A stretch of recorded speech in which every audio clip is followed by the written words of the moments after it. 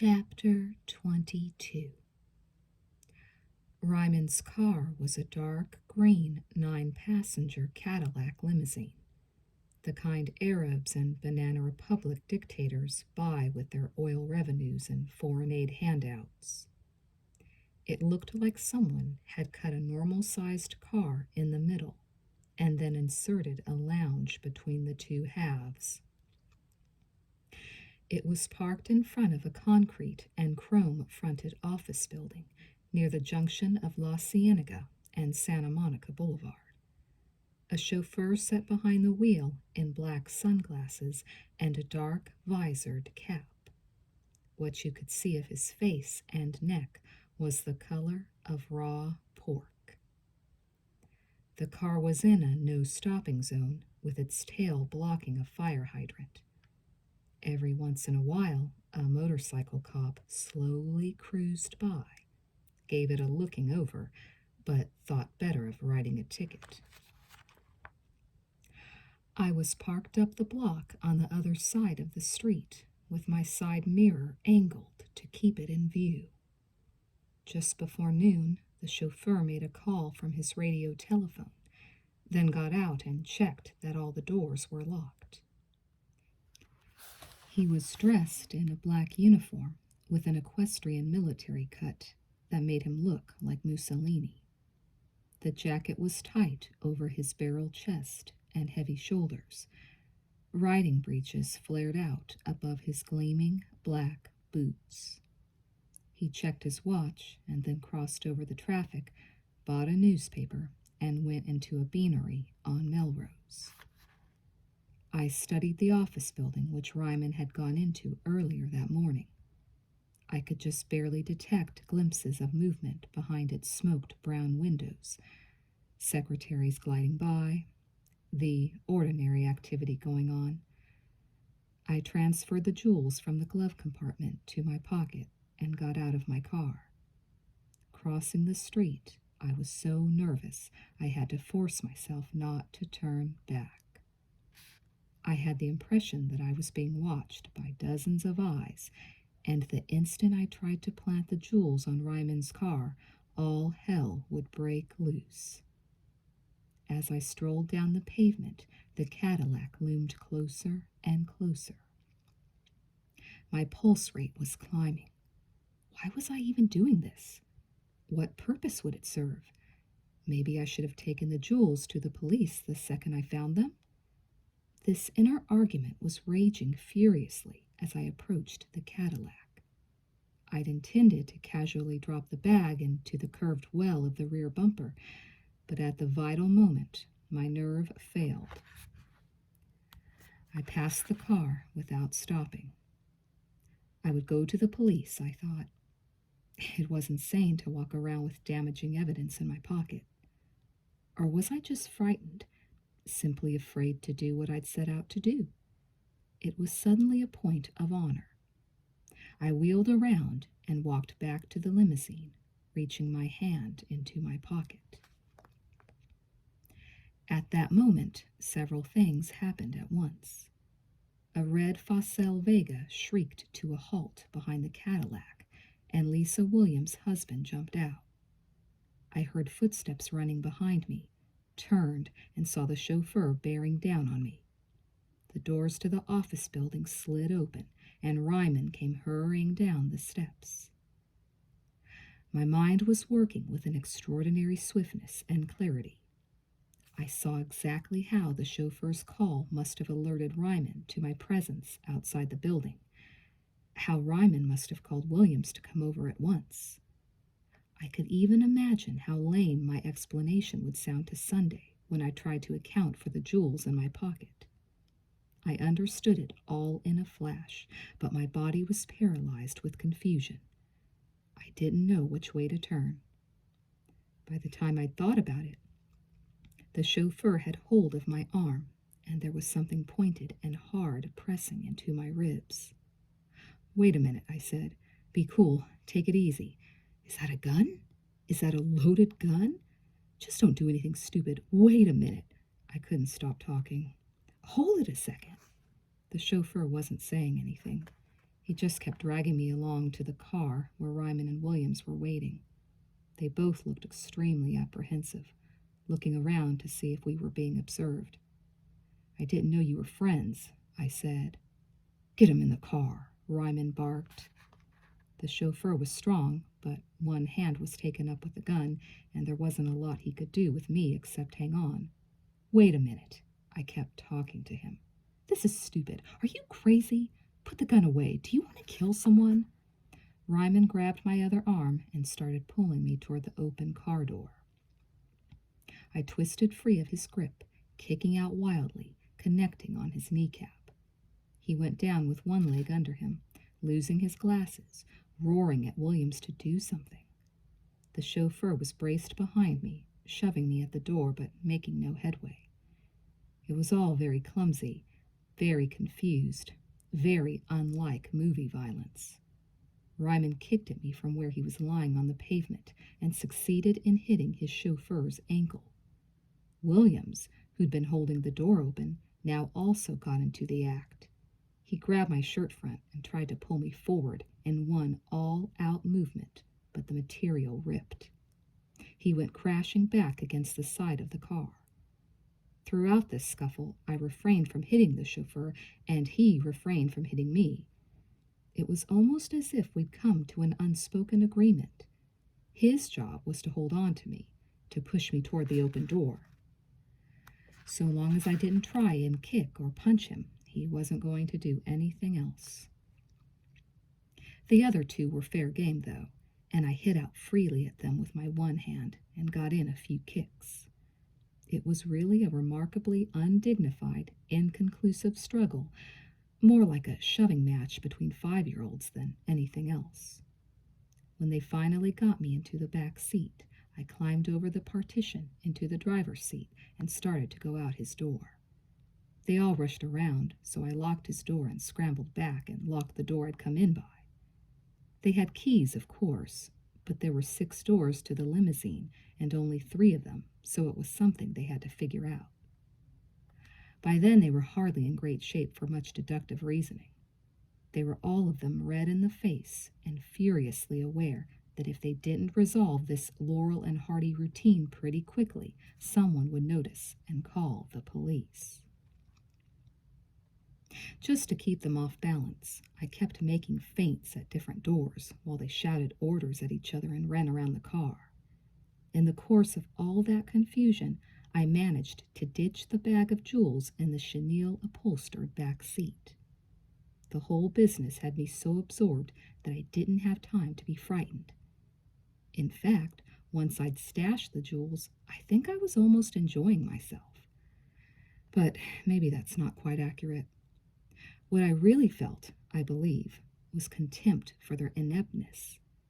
There was something definitely flabby and panic-stricken in the way they were going about things, something very shabbily conceived about it all. I don't know what I expected, but it certainly wasn't anything so ludicrous as the spectacle of them peering at me through the limousine windows. It had never occurred to me that evil, and they were evil men, could take such absurd form that it smacked of farce. Glaring at me through the windows with their anxious red faces, they looked asinine and all too human. Their mouths were open and panting, clouding over the glass with a mist. In the end, I just sat back in the middle of the seat and folded my arms.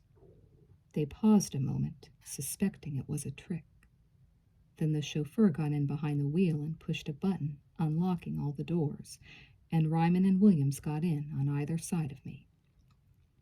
"All right, Cole," Williams gripped my arm. "We've got you." "Yeah," Ryman wheezed, "we got him." I couldn't think of anything appropriate to answer. There was a moment when no one said anything. They were both jammed up against me, their heated, perspiring faces a few inches from mine, both breathing heavily. "So what's the big idea?" Ryman finally gasped. "What are you doing here?" Williams shook my arm. "What are you two doing here?" I countered.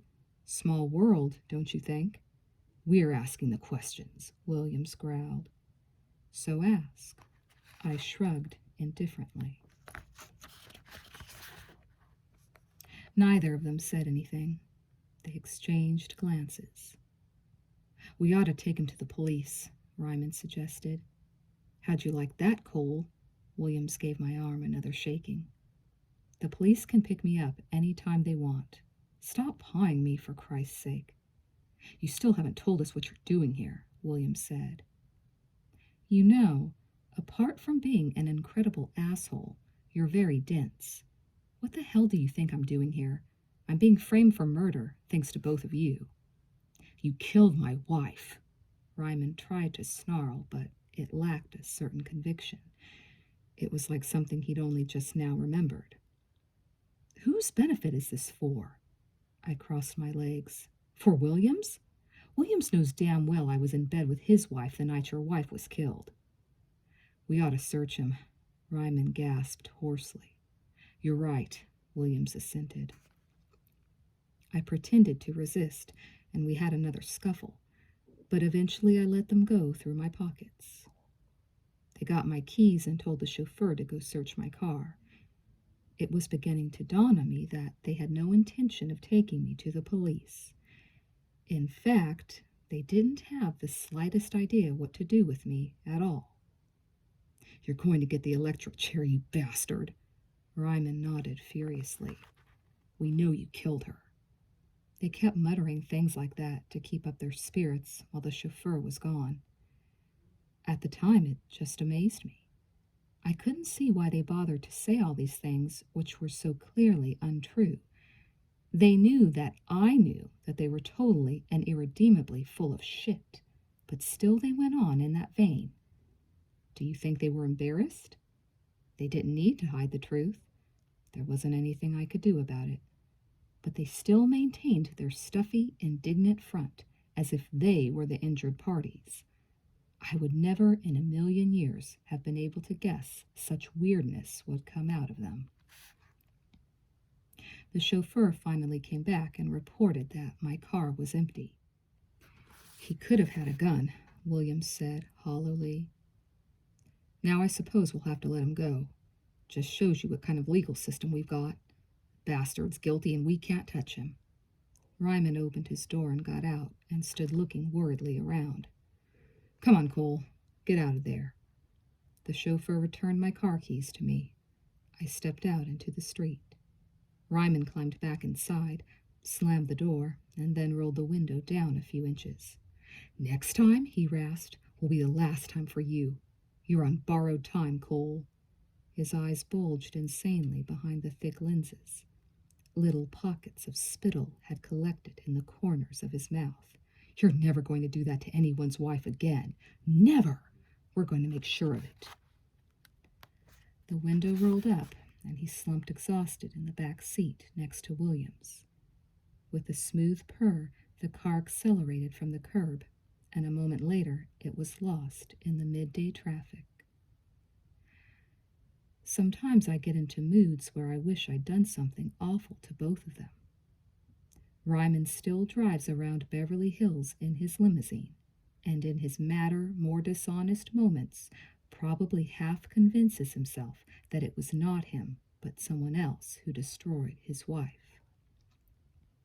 Williams still spends his Friday nights with whatever boy Ann Lawton provides him with, and Lisa surely has another young man to escort her to auctions and service her in her upstairs study. And where am I? In an 8x10 cell with Calvin Potts, who killed a man over a glass of spilled beer. If there is a hidden sense or justice in that, it must be very well hidden. I don't see it at all. Chapter 23.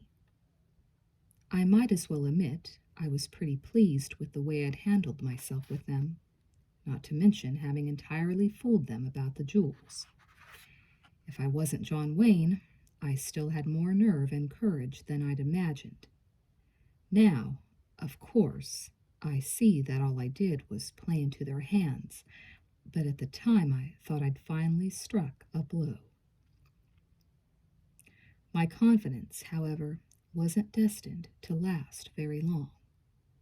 I telephoned my hotel from a payphone to see if there were any messages and got Weebach on the switchboard. He said Michelle had been calling all morning and there were uniformed cops waiting in the lobby and staked out on the street. They'd gone through the hotel with a fine-tooth comb and found something, but he didn't know what it was. It was all very bad for business, and he was sorry, but I would have to find another place to live. In mid-sentence, the phone was taken from him, and Sunday said, "Where are you, Cole?" Whereupon I hung up. Maybe I should have gone back to the hotel and turned myself in, but the prospect of prison was very unattractive. I had some unfinished business.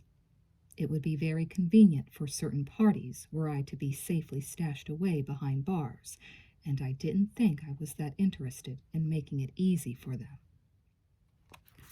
I telephoned Ann Lawton next to see if she'd been able to come up with anything helpful on Ryman or Williams. My heart sank as I heard her voice angrily shrieking. "That does it! You were meant to pick the Swedish woman up at the airport this morning. Do you know what this has cost me? My whole reputation for reliability is shot to hell. The biggest trick on my books. A whole goddamn market depended on it. Anne, I'm sorry. You don't know what's been happening. Who cares? You blew it. Can we get together? I need your help." "My help?" she snorted. "Let me tell you something, sweetheart. No one needs you. You've been replaced. You like to think your clients are discriminating, but they really aren't. Any boy will do. All right, I'm expendable. Just tell me who else tricked with the Rymans. You don't get it yet. You're washed up. You don't work for me. You never worked for me. This conversation never took place. I don't know you." She banged the phone down. I stood there with the receiver in my hand for a moment, staring blankly at the traffic going by. I thought of the hours I'd spent practicing my Swedish, listening to tapes, speaking the responses aloud, even reading Swedish novels in the original with the aid of a dictionary. All this so that I could please this woman, amuse her, make love to her in her own language. It seemed like an enormous expenditure of care and energy for an ultimately worthless end. I was wanted for murder. What did I care if this wealthy Swedish woman had been inconvenienced? It was insane. What I'd done for a living was insane. Everything that had given my life in Los Angeles the appearance of solidity was dissolving, drifting to pieces like a mirage. Nothing had stood the test. I was alone, and now they were going to lay me low. I was going to be like that naked, abject Mexican at the police station, a numbered piece of meat to be punished and despised and shut out from the light. I could feel it, this terrible fate taking shape around me. I was going to be captured and hurled into the savage nightmare world of prison, stripped of my hope and manhood, treated like a caged rat. I wanted to scream at the injustice of it. What had I done to deserve this? And why was it happening now, just when I was waking up to the real possibilities of life? I found myself dialing Michelle's number and hating myself for being so weak. I was determined to be calm. I didn't want her to feel guilty or sorry for me. I wanted to do at least one thing I could look back on without feeling ashamed of myself. "Thank God you got my message," she said. "Where are you?" "There are cars going by. It doesn't matter where I am, really. I just wanted to say goodbye and thank you." "Rick talked to the DA." She interrupted me. "You mustn't go back to your hotel. They've found the murder weapon in the trash." "That makes sense." "You're going to need money, Julian, and a place to hide. Tell me how I can help you." "It's all taken care of," I said. "I just want you to know that this is a frame. I never killed that woman. You have to believe that." "Of course I do," she cried. I've never doubted you for a second." It sounded strange when she said it. Everyone else I knew either believed me guilty or was dead set on proving me so, whether it was true or not. "When can I see you?" she asked. I don't recall exactly what I told her, but the gist of it was that I wasn't going to drag her into this mess. She was the one good thing that had come out of it, the one thing in my life I hadn't managed to destroy, and I didn't want to start now. In any case, it was some very noble sentiment which didn't correspond at all to what I really wanted. After I'd finished my piece, she went off the deep end. "Are you crazy?" she wailed. "I love you. You can't push me away now." I reminded her that she was the one who was going away to Rome, and it was she who had the husband whose career she couldn't endanger. I said it gently enough, but it was a sore point. When she told me about her decision to leave Los Angeles, it had really crushed me, and the disappointment was still coloring my feelings for her. "I'm not going to Rome, you fool," she insisted. "I only said I'd go so Rick would help you. That's why I kept asking if you'd wait for me. But Rick fooled me. He never intended to help you. Even if you go to prison, I'm divorcing him." "You're just saying that. You would never have accepted help if you thought it was coming through Rick. But he was the only one I knew who had the power to do something. I had to lie to you, Julian." There was a long silence while I digested what she'd said. Maybe she was right, maybe not. But I was so relieved that I was still important to her. I didn't care. My resolve weakened. I shouldn't have agreed to a meeting, but I knew it would be the last one, and I wanted her terribly. Time was running out. I suddenly couldn't stand not to see her again. We agreed to meet at a hotel on Pico Boulevard near the beach in 2 hours. Chapter 24. A black and white police car was double parked next to my Mercedes, with its red light flashing. The officer behind the wheel was making a radio call. I turned around, crossed over the traffic, and cut through a gas station onto Melrose. Sunday must have sent out my description and the make and license number of my car to the mobile units in West Los Angeles.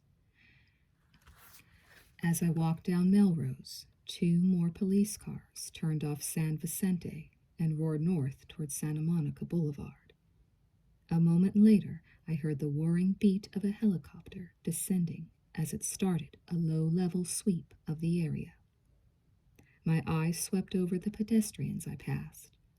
None of them had black hair and blue eyes, nor were any of them my height or age. The next patrol car to cruise by would have little trouble in picking me out. It had happened so fast, it took me off guard. I'd counted on having more time before things got to this stage. Panic is the mother of invention. At the next newspaper vending machine I passed, I put in 15 cents and scooped out an armful of copies of that day's LA Times. I stepped into an alleyway lined with garbage cans, where I found a broken straw hat. I stuck it on the back of my head and stripped off my shirt and rolled up my trousers above my knees. With the load of newspapers, the battered straw hat, and the casually worn clothes, I hoped I looked like some overgrown, slightly retarded newsboy. I felt a little safer when I reached Fairfax Avenue, because the pavements were considerably more crowded and the traffic heavier. I purchased a pair of 50-cent sunglasses in Thrifties and one of those flimsy disposable raincoats that fold up into a small bag. The sunglasses had feeble red frames. The raincoat fit me like a tent and looked extremely eccentric above my bare legs and sockless feet. In the parking lot behind the store, I traded in my newspapers for some dirty-looking shopping bags filled with throwaway garbage. I scooped up dust and dirt and rubbed my face and legs and chest. I was starting to look like a rag picker, the kind who jealously guards his useless collections of refuse. The disguise must have been good, because people avoided my eyes and gave me a wide berth on the pavement. I stood out like a sore thumb, but I was so unattractive and deranged looking, no one gave me a second glance. I altered my walk into a splay-footed shuffle and talked to myself as I shambled along. When I reached Pico, I caught a bus to the beach. Needless to say, with twitching and talking aloud, I had the whole back seat to myself all the way. It worried me a little how good I was at it, and how naturally I projected myself into the role of an unbalanced young derelict. It's hard to describe my feelings, but there was almost a kind of relief and perverse rightness about it. I was a social outcast. I was perhaps more than a little crazy from the strain of the last week. It was Julian Cole, the successful gigolo, who now seemed to be the travesty, not the sadly ruined character I was impersonating. I made my way across the beach through the sunbathers, almost to the edge of the water, where I lay down in a drifted hollow of sand. It was after 4, and people were starting to pack up their things to leave. The light had moved from the overpowering glare of noon into the richer, softer colors of late afternoon. The sea was marbled green and white beyond the surf line, and then gradually turned bluer as it extended from the shore until it was dark violet at its outer limits. A few elongated wisps of cloud were visible over the horizon, soft as smoke. Lying in the warm sand, with the sky overhead and the sea wind on my face, I felt for a moment that it would be enough to be permitted to remain there for the rest of my life. I wanted nothing more than the ocean and this sense of unbounded space. I was finding out too late that I lived in a beautiful world. After a while, I walked to the edge of the sea and washed myself. The cool salt water was almost voluptuous on my hands and face, or maybe my senses were heightened to a pitch by the knowledge that soon all this might be taken away from me. I don't know if I was in a state of grace or just bent out of shape by fear and uncertainty.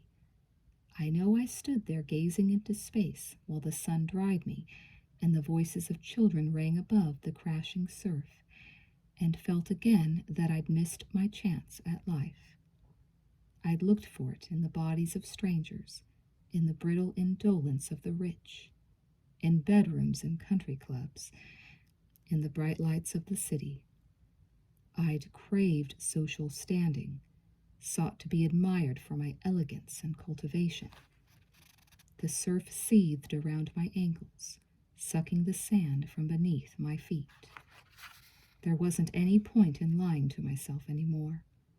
It was precisely because it was hollow that my life had disintegrated so completely. I'd lived superficially, insincerely. I'd exploited my sexuality for what were really pretty indistinguished ends. If I ever got a second chance, I would go at things differently and make my mark another way. But at least, I thought, it was my own tragedy. I hadn't asked anyone to bear the cost of my mistakes. It seemed strange that only now, with my life hopelessly smashed to pieces and nothing but darkness ahead, I should finally have arrived at a knowledge of who I was.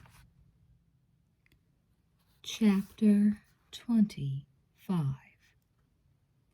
Michelle had registered at the Santa Monica Inn under the name of Mrs. J. Sorrell, taking a room on the 4th floor. There was a narrow ornamental balcony with a view of the ocean, and a sea breeze was blowing through the terrace doors. Lying at the front of the bed were two large red leather suitcases that looked fully packed. She shut the door behind me, turned the key in the lock, and fell into my arms. I wanted her so badly I could hardly wait to get out of my clothes or undress her. I couldn't speak because my mouth would not stop finding hers and kissing it. We tumbled backward onto the bed and made love with a kind of violent urgency. At one point, I remember opening my eyes and seeing the curtains stirred by the breeze and the late afternoon sky framed by the terrace doors. The room was airy and light, the bed soft. I was taken up with this warm living being, joined to her in a sensual ecstasy. Outside the walls of the room, outside the heated embrace of her body, was nothing but danger and fear. I felt like Nero fiddling while Rome burned, and wondered if I would remember this last stolen hour in a hotel room overlooking the sea as the happiest of my life. I should have been making efforts to avert disaster, and instead I was acting as if I had my whole life before me. Was it because I wanted to get caught? Had I already given up hope of escaping? I find it hard to explain even now, but a strange kind of peace filled me. I must have already known what I was going to do, and the knowledge and acceptance of it freed me from further cares. She had given me her love, strengthened me with it. I was now going to return it to her in the only way I knew how. "Julian," she said afterward, "what are we going to do?" "We're not doing anything. I wanted to see you one last time. After this, I'm on my own. If you really love me, then do what I say. As soon as it's dark, I'm leaving and you're going home." Of course, she didn't want to do that at all. She'd packed her suitcases with clothes for both of us and withdrawn several $1,000s in cash. Her Alfa Romeo was parked outside with a full tank of gas. She had come on the understanding that we would make a run for it. If I was going to prison, she said, she was going too. No sacrifice was too great for her to make if it gave us time together. She kept talking about her mother and father in wartime Paris and how her mother had tried to save her father from the Gestapo. It took all my self-control to resist her. This incredibly beautiful woman loved me enough to destroy her future for me. She knew the odds were strongly against us getting far. If she were apprehended in my company, she would face serious charges for what she'd be sent to prison. How could I take advantage of such generosity? I'd risked nothing for her. The more attractive and valuable she seemed to me, the more determined I became not to involve her. The old Julian Cole would have exploited her. "If you go without me," she said, "I'll call the police and tell them that I've been with you. I will confess everything, and they will have to send me to prison." "Stop this craziness." "I don't care." She shook her head. "I'm going to kill myself anyway. You don't believe me? I have enough pills in my suitcase to do it 10 times over. I know you, Julian. You're going to do something stupid. I can feel it. You're going to try and get back at these people who are doing this to you, and they will kill you, or the police will kill you." Her fingers were digging into my shoulders, and she was shaking and kissing me. "Where are you going?" she cried. "You must tell me." So I invented a story that involved a friend with a yacht who was leaving that night for Oregon. I was going to board the boat as soon as it got dark. I would stay in the boat for several weeks until the heat cooled down, then fly from Portland to New York. In New York, I had friends who would arrange a new identity. With another passport, I would go to Europe, probably to Paris or Madrid. From there, I would have to see. In any case, I went on, to travel with her would only increase my chances of being caught. Her disappearance would be immediately linked to my flight. As the wife of an American senator, she would draw an enormous amount of publicity. We made love again, and then again, and once more resumed the argument, saying the same things and coming to no agreement. The room had grown dark. The sound of traffic floated up from the street with the distant crash of the surf. We lay on our backs in silence. After a while, she slipped from the bed, rummaged for something in her luggage, and went into the bathroom. I heard the key turn in the lock. It was a good time, while she was out of the room, to get dressed. I pulled on my clothes quickly in the dark, listening for some noise from the bathroom, but hearing nothing. What was she doing in there? Was she reckless and proud enough to do something crazy, like swallow a bottle of sleeping pills? I heard the light switch go off, the key turn in the lock, and then the door opened, and she came toward me in the dark. I was sitting on the edge of the bed. She kneeled at my feet and gasped lightly when, instead of feeling my bare skin, she touched my clothes. She laid her face in my lap and took my hands and pressed them against her head. I stroked her and felt her thick hair in my hands. "Now no one will recognize me," she said fiercely. "Oh, God!" I turned on the bedside lamp and stared at her in horror. She had lopped her hair off. A thick sheaf of dark blonde hair, almost 2 feet long, was in my hands. She'd hacked the rest of her hair to within a few inches of her scalp.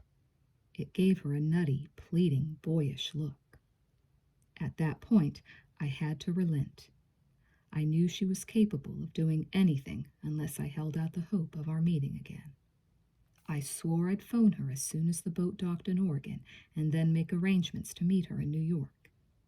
After heated protests, I accepted $1,000 from her in $100 bills. "If you're lying to me," she said, "I'll find you and kill you." That was the kind of crazy thing she was saying. She was really in a passion. I think if I'd suggested we commit suicide right then and there, she wouldn't have hesitated. I hated lying to Michelle. I would have given anything to stay with her, but going was the only way I could demonstrate I cared about her. It wasn't that I doubted her feelings, but I knew they were the product of extraordinary events. I didn't want her destruction on my conscience. When she started to cry and cling to me, I pretended to be annoyed. "Don't be so weak. Do you want the boat to go without me? How can I count on you if you're falling to pieces already?" "You're right." She pressed herself against me. "You'll see. In New York, I'll do everything. I'm crying because you've made me so happy. From now on, I live only for you." I pulled her hands from my neck, kissed them, and got out the door. I walked down the corridor to the emergency stairs and then started running down the steps. I had to get away before my resolve weakened. Already the image of her, with her blonde hair cropped like a nun's and her eyes wide with suffering, was torturing me.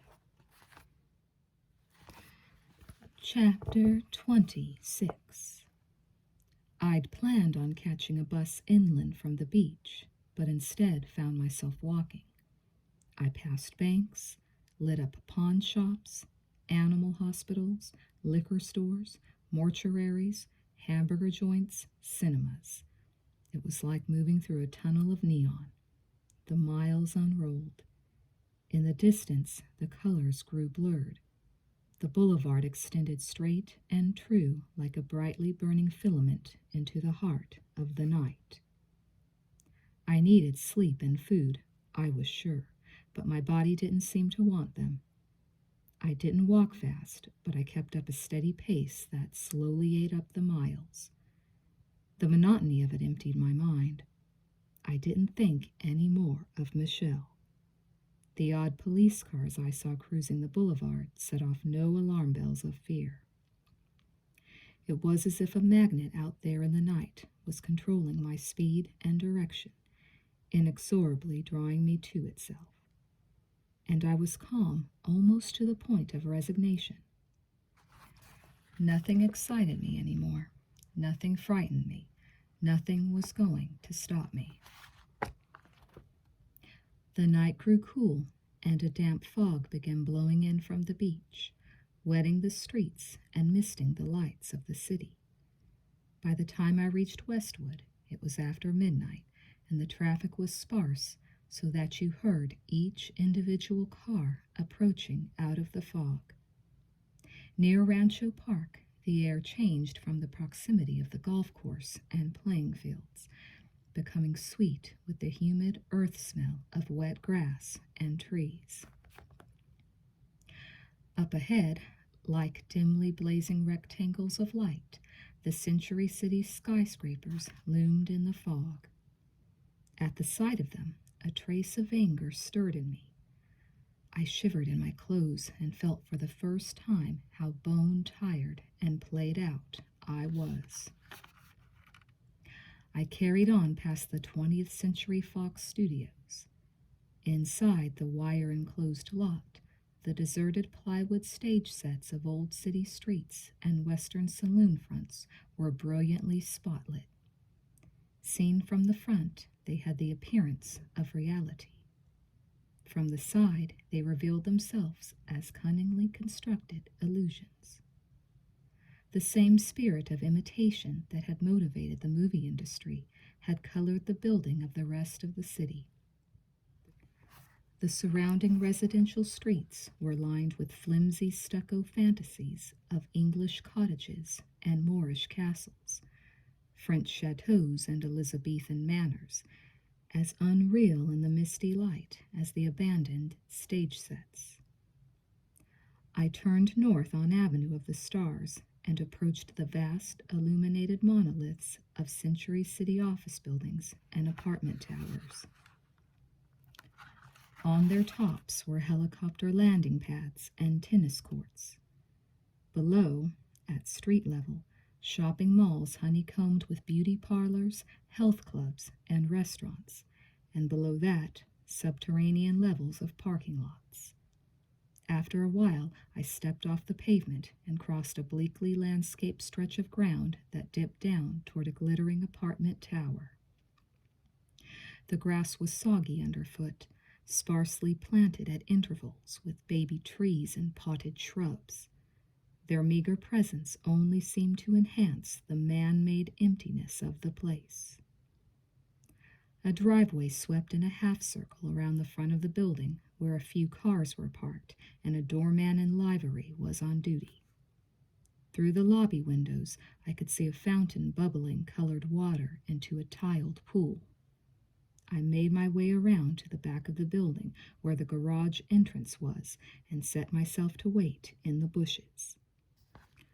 A fine rain began falling like the delicate mist of an atomizer. It felt cold for late August. After a few moments, the headlights of a car swept across the shrubs and a white Fleetwood sighed to a stop in front of the garage doors. The side window purred down. A hand emerged from inside and fitted a key into the remote control lock, activating the gate to open. I waited until the car had vanished down the ramp and then stepped inside as the gates closed behind me. There were 2 parking levels connected by escalators. I found Leroy's Continental parked in the lower one.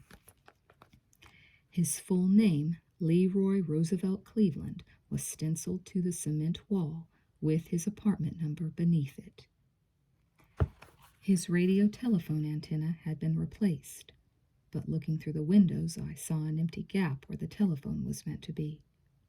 The hood was cool to the touch. I kneeled down and let the air out of all 4 tires. On my way to the elevator, I passed the zone for guest parking and noticed an early model brown Porsche. I was sure it was the car driven by the blonde man I'd seen in my hotel garage. I deflated his tires, too. Had I already lost my head at that point? Was I already premeditating what was going to happen? The district attorney would like to believe so. I'm not sure myself. I think I'd come to confront my fate, not with much hope of changing it, but at least to stare it in the face and call it by its real name. I couldn't stand the idea of being destroyed invisibly from a distance any longer. I stood outside Leroy's apartment door on the 12th floor and listened. I could faintly hear Dylan's sad-eyed Lady of the Lowlands and a man's svelte baritone laughter coming from inside.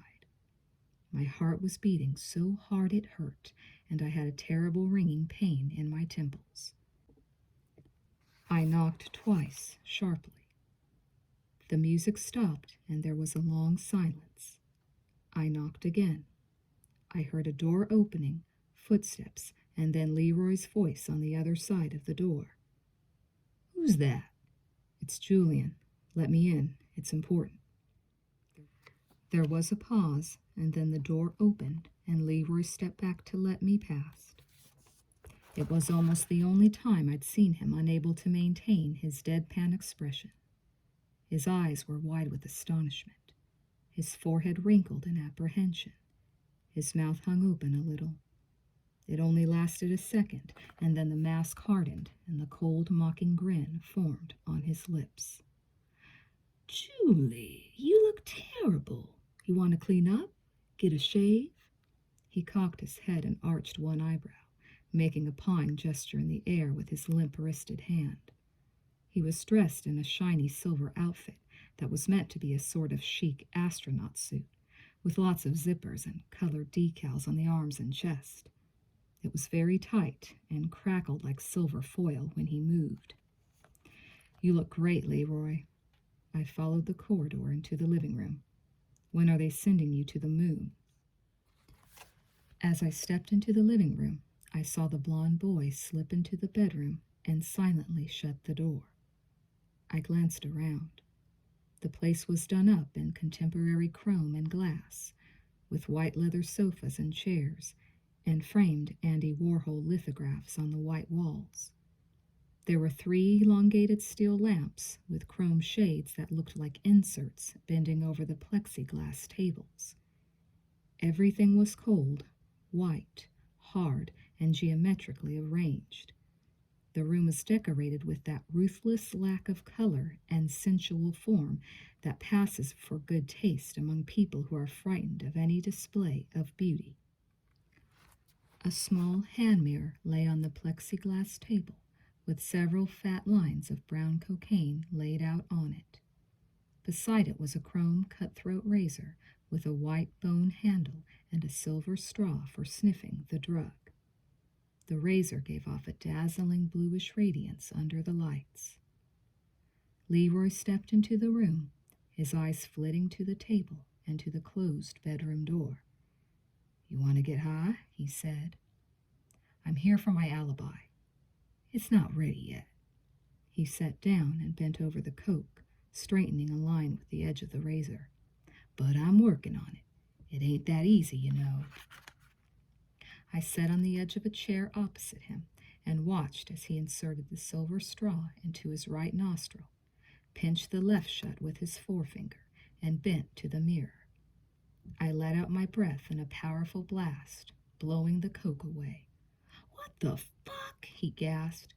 "Why are you framing me, Leroy?" "You crazy man!" He glared at me in alarm. "No one's framing you. I'm getting you off like you asked me. You think this shit grows on trees? That's $50 you just wasted." "You can afford it with what they're paying you." His face was twisted into a grimace of indignation. "I can't believe how uncool you are, Julie. The man's going to call any time about your alibi." I stood up and took a turn around the room. The balcony doors were open, and I could see rain falling on the gleaming wet tiles of the terrace. It was a real rain now, coming down hard. When I resumed my seat, I noticed that the razor was no longer on the table. Leroy looked at me with a hurt, faintly puzzled expression, as if he'd been unfairly treated. For some reason, this annoyed me more than anything. They must have thought I was incredibly stupid, I thought to myself, to swallow it in the first place. Your boyfriend's awfully shy, I said conversationally. He don't feel so good. Maybe you're working him too hard, Leroy.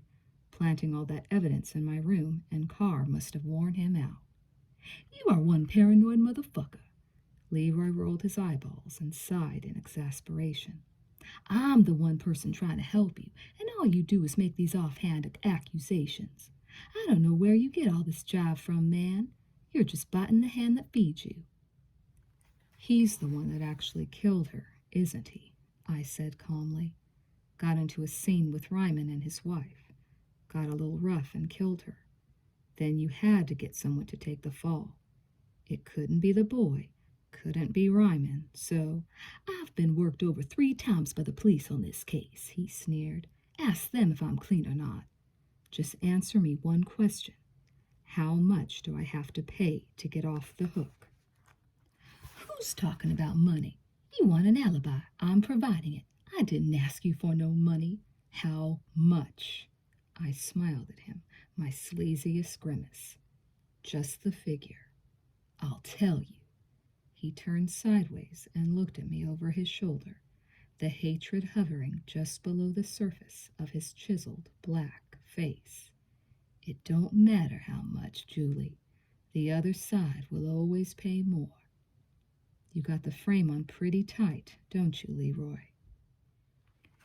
He shrugged, not looking at me, as if I bored him, as if I was already among the marks and losers.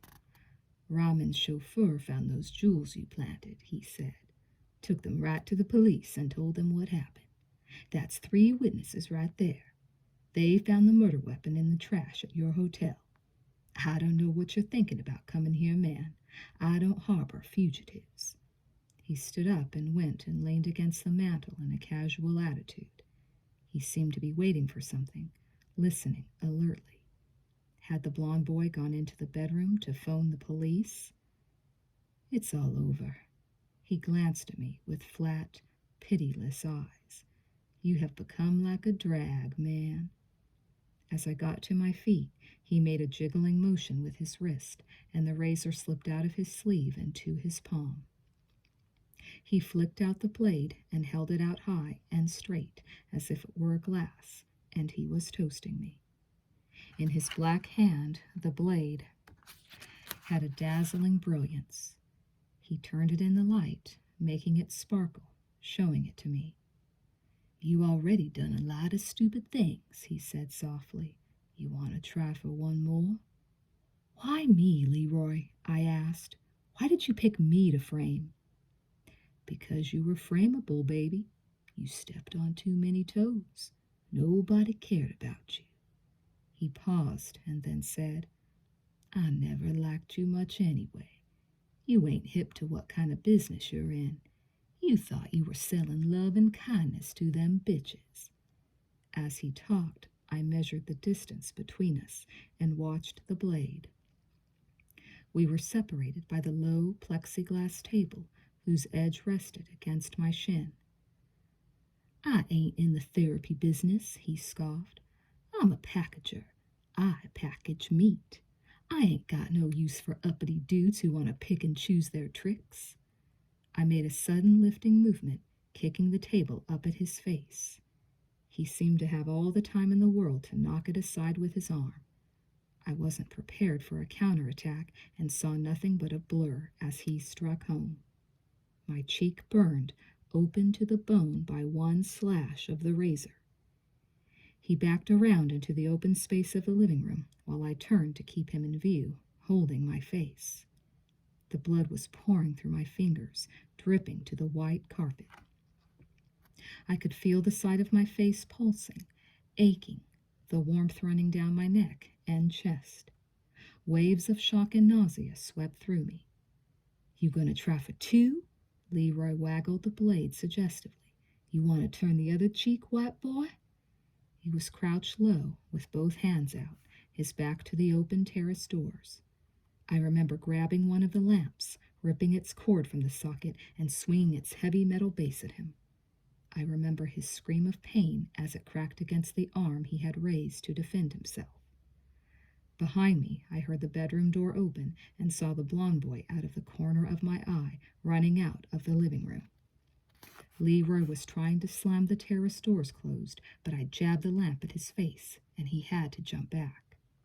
He retreated to the far end of the terrace, crouching with the razor held at the ready and his other hand to his mouth.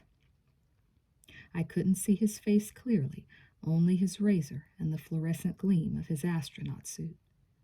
For a moment we both stood there, panting, with the rain drumming on the slippery tiles. I picked up a flower pot and hurled it at his head and missed. It sailed off into the blackness, and a moment later I heard it explode with a distant crack on the pavement. I grabbed another one and threw it, losing my footing on the treacherously wet tiles. He charged me, hacking out with the blade.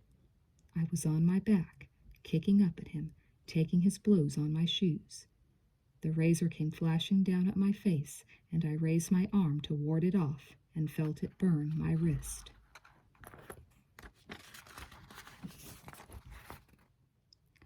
From then on, I'm not clear. I remember my foot kicking and landing against something solid that could have been his face, and the sharp clatter of the razor hitting the tiles. I remember his hand around my throat and his hot breath in my face. We struggled to our feet, wrestling. He bit my chest, and I screamed at the pain and horror of it. My feet slipped again just as he was pushing me to the railing, and his own momentum carried him over the edge. I caught his leg and held on. For an instant he was hanging backwards, one leg hooked over the balcony, the rest of his body splayed out in empty space. His wallet and change slipped from his pockets, falling into the rainy blackness. He made a violent heaving effort to arch himself back up, but I was losing my grip. The razor slash had lamed my right wrist. The leg I was holding onto with my left hand started to slip until I was holding his shoe by the ankle, and then the weight of his body pulled him free. He was a blur of radiant silver plummeting into the blackness that swallowed him from view and gave back a horrific noise as he hit the pavement.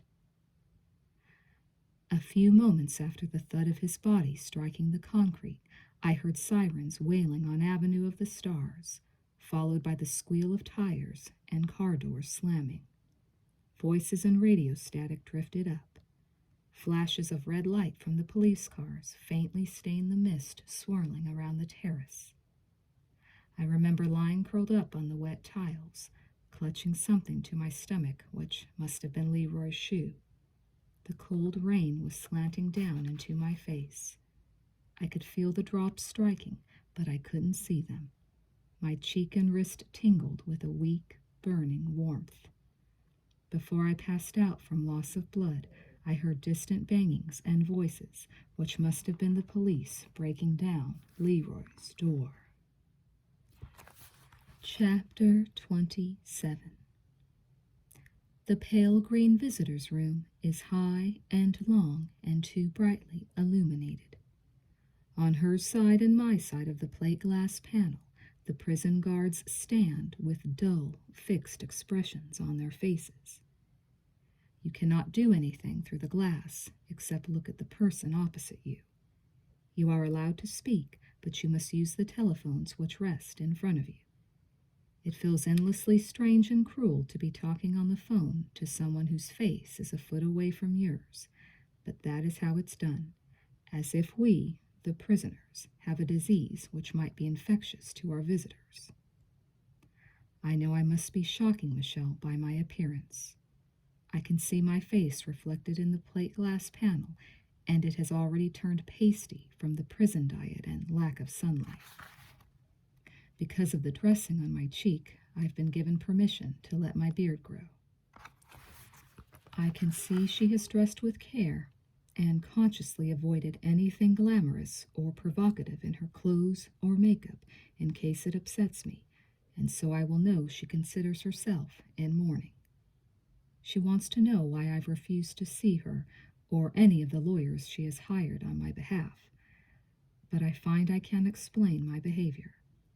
There is no way to put into words the depth of resignation I feel, a resignation which the prison instills and confirms unrelentingly.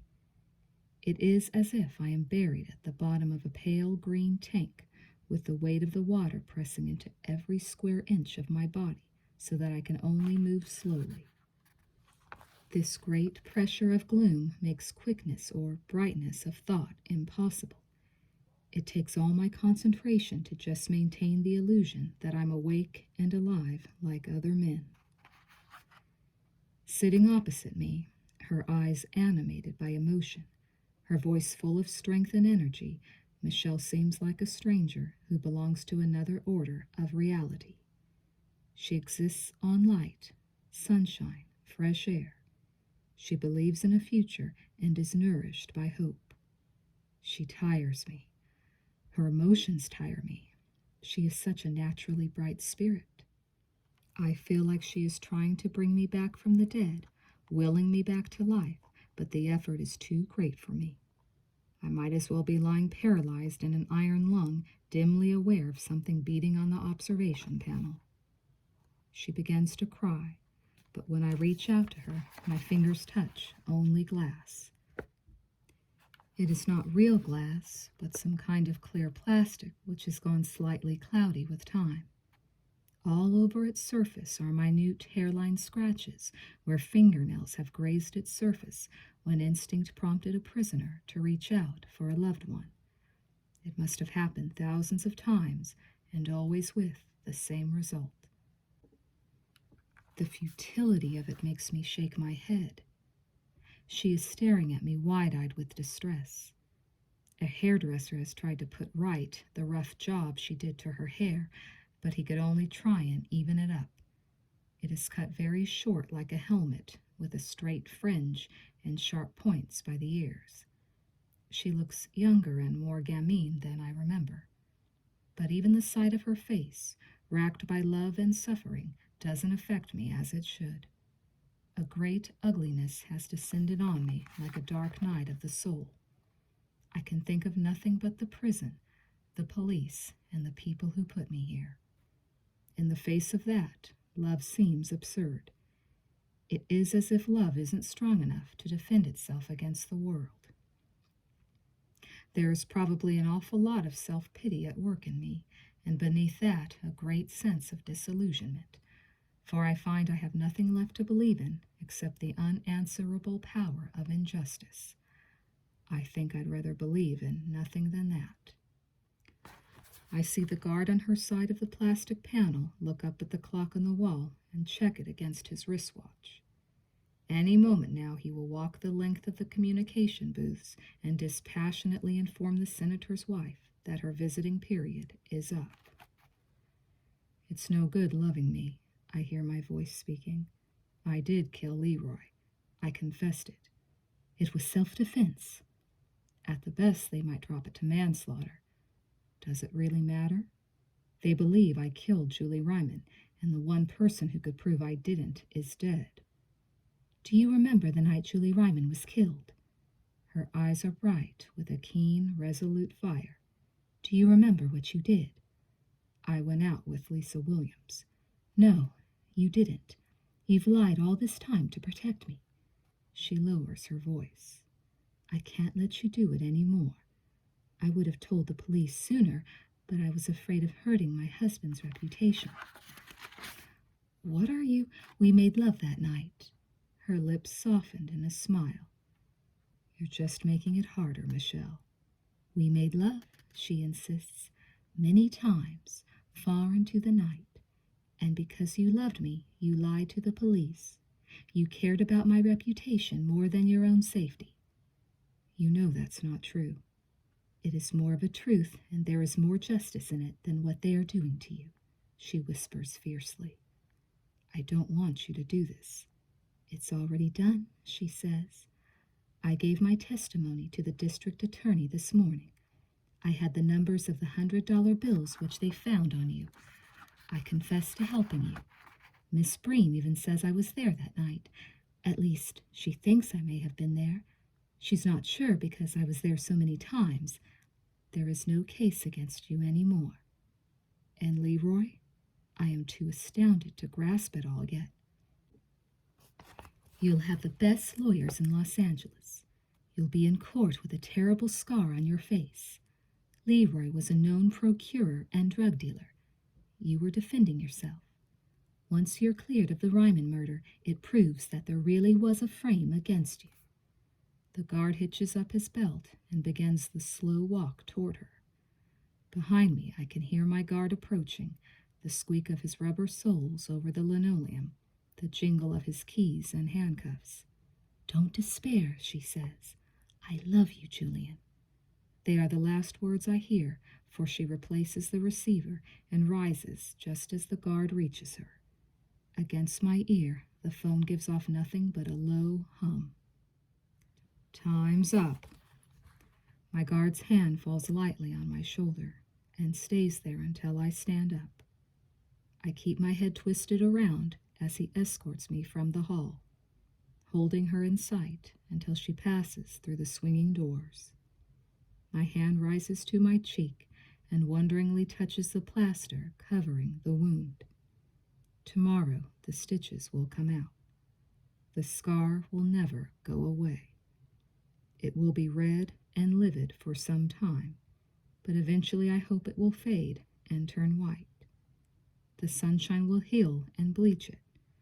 The sunshine beyond these walls, which one day will warm both of us.